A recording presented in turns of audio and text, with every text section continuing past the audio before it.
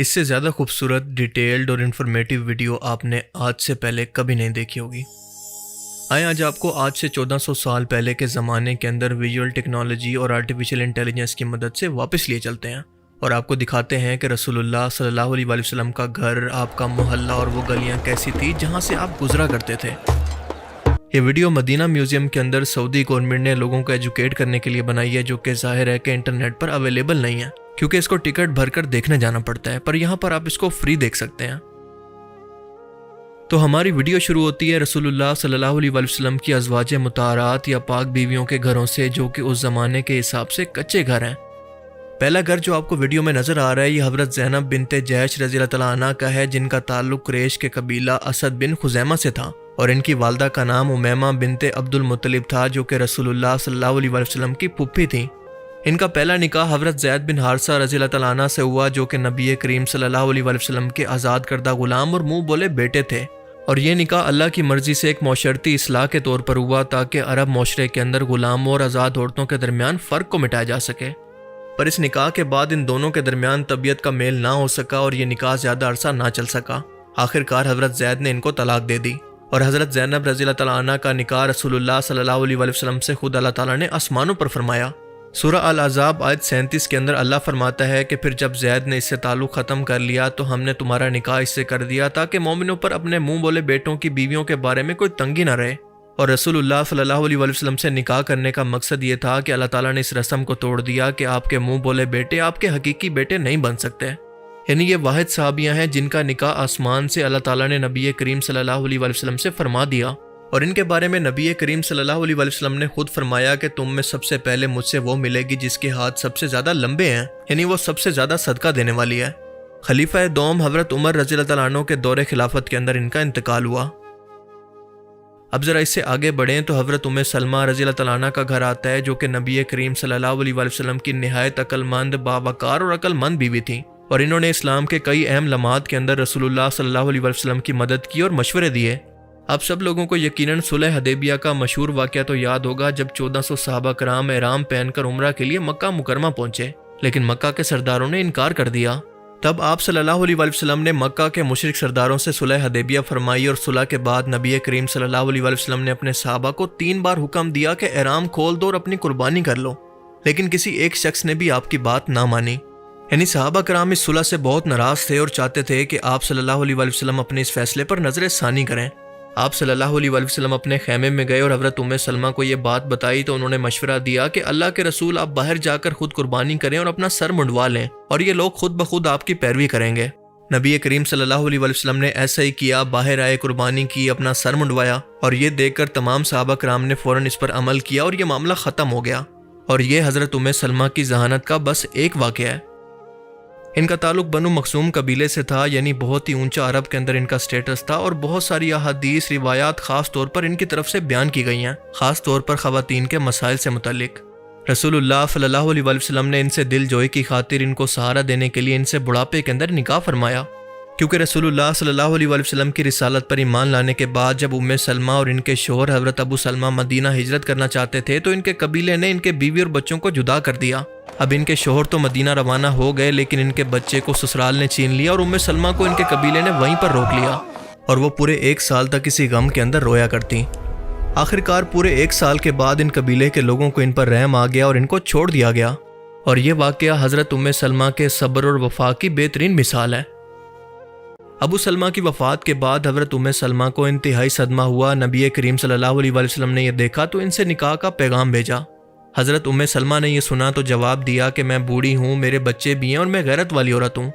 نبی کریم صلی اللہ علیہ وآلہ وسلم نے فرمایا کہ اللہ تمہارے بچوں کا ولی ہوگا، تمہاری غیرت کو دور کرے گا اور تمہاری عمر کے اندر برکت دے گا، اور اس طرح سے وہ امہات المومنین بن گئی۔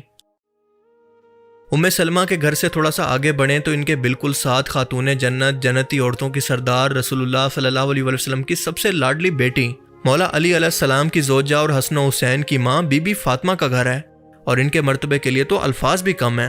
بس یہ جان لیں کہ رسول اللہ صلی اللہ علیہ وآلہ وسلم نے فرمایا کہ فاطمہ میرے جگر کا ٹکڑا ہے، جس نے فاطمہ کو تکلیف دی اس نے مجھے تکلیف دی۔ ایک بار جب نبی کریم صلی اللہ علیہ وآلہ وسلم سے پوچھا گیا کہ آپ کو سب سے زیادہ محبوب کون ہے، آپ صلی اللہ علیہ وآلہ وسلم نے فرمایا کہ فاطمہ۔ حضرت فاطمہ جب آپ سے ملنے آتی تو رسول اللہ صلی اللہ علیہ وآلہ وسلم ان کے استقبال کے لیے کھڑے ہو جایا کرتے۔ حضرت فاطمہ کے گھر کے بالکل پیچھے رسول اللہ صلی اللہ علیہ وآلہ وسلم کی ایک اور زوجہ حضرت سودا کا گھر تھا، اور یہ نبی کریم صلی اللہ علیہ وآلہ وسلم کی دوسری بیوی تھی، جن سے آپ صلی اللہ علیہ وآلہ وسلم نے حضرت ختیجہ کی وفات کے بعد نکاح فرمایا۔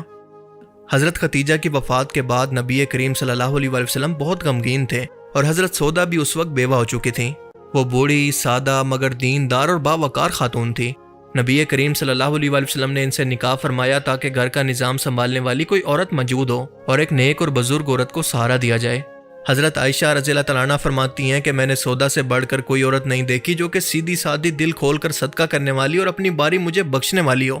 اور ایسا حضرت عائشہ نے اس لیے کہا کہ جب حضرت سودا کی عمر بڑھنے لگی اور نبی کریم صلی اللہ علیہ وآلہ وسلم کو حضرت عائشہ زیادہ محبوب ہو گئی تو حضرت سودا نے اپنی باری حضرت عائشہ کو دے دی تاکہ وہ قیامت کے اندر نبی کریم صلی اللہ علیہ وآلہ وسلم کی بیوی کہلانے کا شرف حاصل کر پائیں۔ ان کا انتقال بھی حضرت عمر کے دور خلافت کے اندر ہوا۔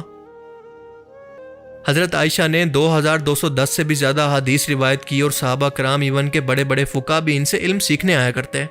حضرت عروہ بن زبیر فرماتے ہیں کہ میں نے کسی کو عائشہ سے بڑھ کر قرآن، حدیث، فقہ، طب، شعر، نسب اور عرب کے واقعات کا علم رکھنے والا نہیں پایا۔ جب منافقین نے حضرت عائشہ پر جھوٹا الزام لگایا، واقعہ افق ہوا تو اللہ تعالیٰ نے سورہ نور کے اندر قرآن کی آیات نازل کر کے ان کی برات فرمائی۔ اللہ نے خود فرمایا کہ بے شک وہ لوگ جھوٹے ہیں، یعنی اللہ نے حضرت عائشہ کی پاکیزگی کی گواہی دی۔ نبی کریم صلی اللہ علیہ وآلہ وسلم نے اپنے آخری دن حضرت عائشہ کے گھر پر گزارے، اور اپنی وفات سے پہلے آپ کا سر مبارک حضرت عائشہ کی گود میں تھا۔ آپ صلی اللہ علیہ وآلہ وسلم کا مسواک بھی انہی کے ہاتھ سے ہوا، یعنی آپ نے اس کو چبا کر نرم کر کے رسول اللہ کے منہ میں دیا، اور یہ مقام کسی اور بیوی کو حاصل نہیں ہوا۔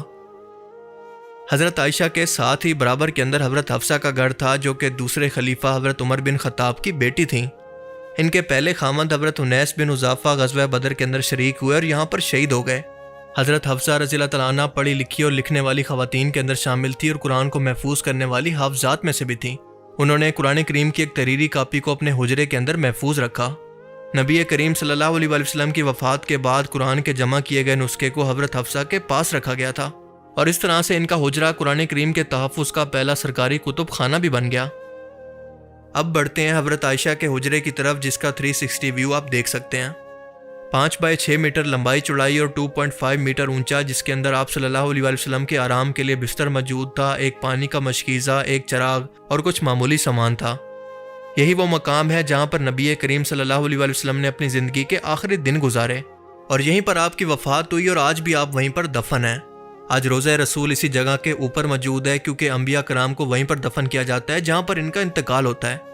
حضرت عائشہ کے گھر کا مین دروازہ کھجور اور بانس سے بنا ہوا تھا، جبکہ گھر کچی مٹی اور پتھروں سے بنا ہوا تھا، اور اس کی چھت کھجور کی شاخوں، اون اور چمڑے سے ڈھکی ہوئی تھی، اور بارش کے اندر یہاں سے پانی ٹپکنے لگتا۔ حضرت عائشہ کے گھر سے جڑا ہوا ایک دروازہ مسجد نبوی کا دروازہ بھی تھا، اور یہ دروازہ جو آپ دیکھ رہے ہیں یہ وہی دروازہ ہے جو مسجد نبوی اور گھر میں آنے جانے کے لیے استعمال ہوتا۔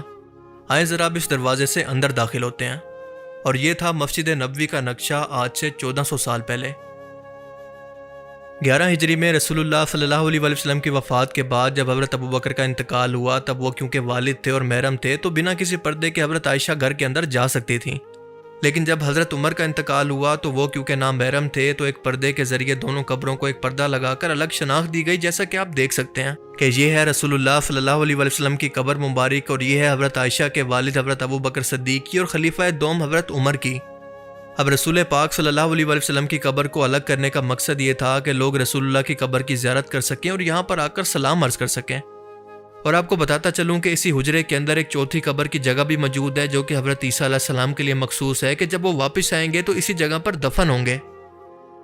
سال 92 ہجری کے اندر ولید بن عبد المالک نے مسجد نبوی کی توسیع کروائی تو حضرت عائشہ کا حجرہ بھی مسجد کے اندر شامل ہو گیا تاکہ لوگ آسانی سے روضہ رسول کی زیارت کر سکیں۔ اور اسی ٹائم کے اندر حجرے کے گرد ایک دیوار تعمیر کی گئی اور اس دیوار کو 5 کونوں والی دیوار بنایا گیا تاکہ قبر کی طرف کوئی بھی شخص آ کر سجدہ نہ کر سکے۔ اب اس کا مطلب یہ ہے کہ اس ٹائم کے اندر بھی قبر پرست مسلمان موجود تھے جن کو روکا گیا۔ اب اس کے بعد کئی صدیوں تک آنے والے بادشاہوں نے قبر مبارک کو محفوظ رکھنے کے لیے متعدد دیواریں بنائی، پردے لگائے، لکڑی اور پتھر کی دیواریں تعمیر کروائی، جس کا مقصد یہ تھا کہ لوگوں کو کسی بھی طرح کی شرکی ایکٹیویٹیز سے روکا جائے، ان قبروں کی شناخت باقی رہے اور لوگ قبروں کو معبود نہ بنا لیں، اور اسی وجہ سے زائرین کے لیے باہر سے ہی سلام کی اجازت رکھی گئی۔ 654 ہجری یا پھر 1254 عیسوی کے اندر مسجد نبوی کے اندر آگ لگ گئی، جس سے چھت، ستون اور کچھ حجرے متاثر ہوئے۔ مسلمانوں نے اس کے لیے دل کھول کر چندہ دیا اور مسجد کو دوبارہ تعمیر کیا گیا، اور پھر اس کے بعد قبر مبارک کو مکمل طور پر بند کر دیا گیا، اور آج کوئی بھی شخص قبر مبارک کو براہ راست نہیں دیکھ سکتا۔